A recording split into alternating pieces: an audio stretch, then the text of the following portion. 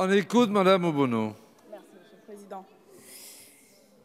Au commencement était le verbe jupitérien. Jupiter a dit « Make our planet great again ».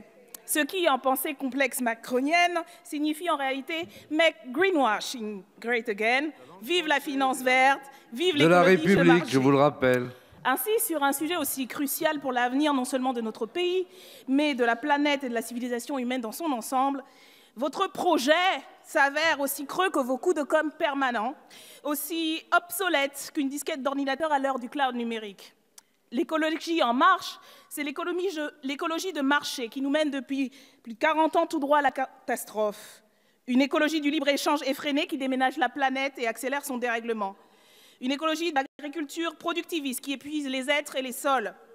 Une écologie des traités européens qui favorise la finance et le marché carbone, mais interdisent aux États de mener les politiques d'investissement public massifs nécessaires pour transformer l'ensemble de notre système de production, de consommation et d'échange. Une écologie qui exonère la minorité des riches pollueurs, mais fait peser tous les efforts sur la majorité de celles et ceux qui subissent de plein fouet les conséquences de votre politique antisociale et anti-écologique.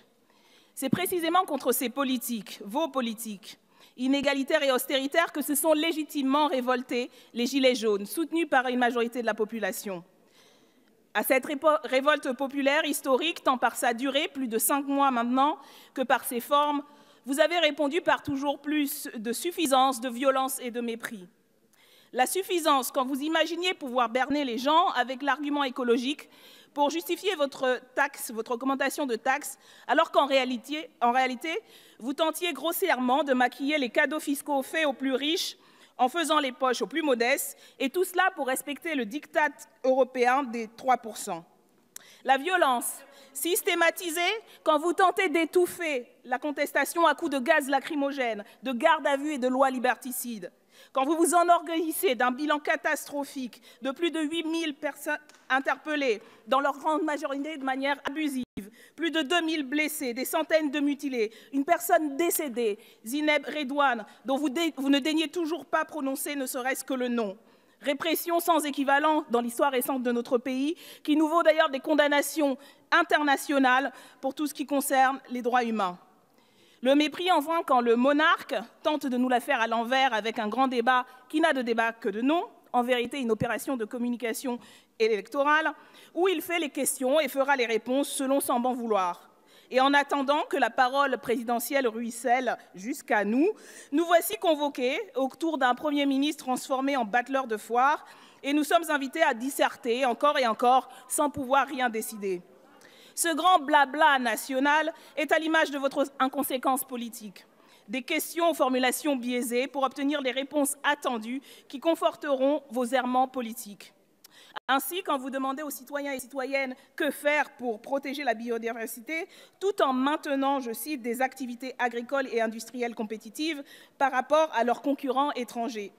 La protection de la biodiversité est ainsi conditionnée au fait que les mesures qui pourraient être adoptées ne déstabilisent surtout pas le libre-échange. Donc, en gros, racontez ce que vous voulez, mais surtout, pas touche au CETA, au TAFTA et aux autres GEFTA. Au fil des questions, vous avez sciemment réduit l'enjeu global, structurel de la transition écologique à une question de responsabilisation des comportements individuels. Changer de voiture, de chauffage, trier vos déchets, petit pas, blablabla. Bla, bla.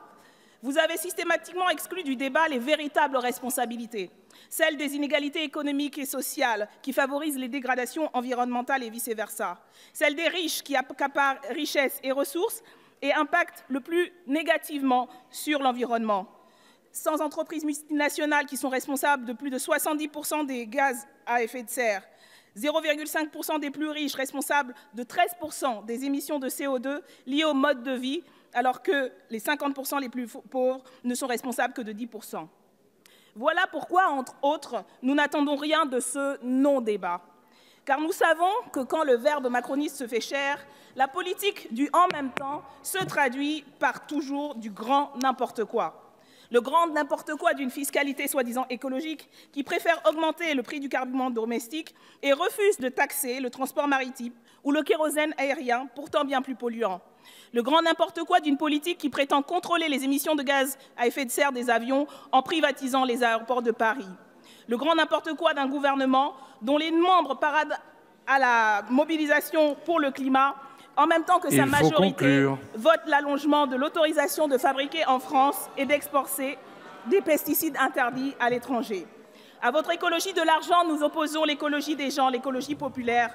C'est une politique globale et structurelle, transversale, qui ne peut être mise en œuvre que par un État stratège. Nous disons... Merci, chers collègues. La parole est à... Merci, chers collègues. La parole est maintenant à Monsieur le Premier ministre.